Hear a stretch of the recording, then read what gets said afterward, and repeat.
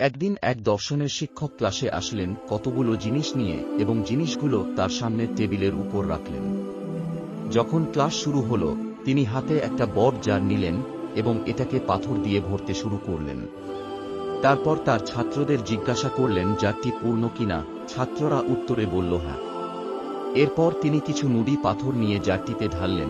তিনি যখন জারটি হালকা করে ঝাঁকালেন তখন নুড়ি পাথরগুলো বড় পাথরগুলোর ফাঁকে জায়গা করে নিল। তিনি আবার তার ছাত্রদের জিজ্ঞাসা করলেন জারটি পূর্ণ কিনা। ছাত্ররা উত্তরে বলল হ্যাঁ।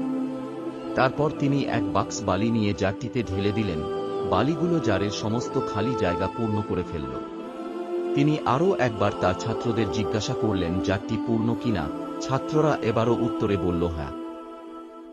এরপর তিনি ছাত্রদেরকে বললেন, এখন আমি চাই তোমরা মনে করো যে জারটি তোমাদের জীবন।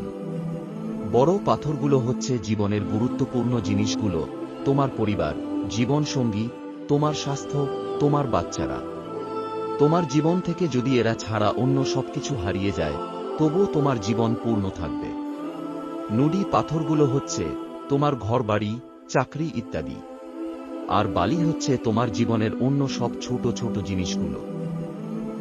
তুমি যদি জারটিতে প্রথমে শুধু বালি ভরতে তাহলে পাথর আর নুড়ি পাথরগুলোর জন্য কোন জায়গা থাকত না। একইভাবে তুমি যদি তোমার সব শক্তি ছোট ছোট জিনিসগুলোর পিছনে খরচ করে ফেলো, তবে গুরুত্বপূর্ণ জিনিসগুলোর খেয়ালই রাখতে পারবে না। তাই তুমি প্রথমে তোমার পরিবারকে সময় দাও, তারপর অন্য কিছু। সবকিছুর আগে বড় পাথরগুলোর যত্ন নিতে শেখো, যেগুলো তোমার জন্য অত্যন্ত মূল্যবান। বাকি সবকিছুই বালির মতো।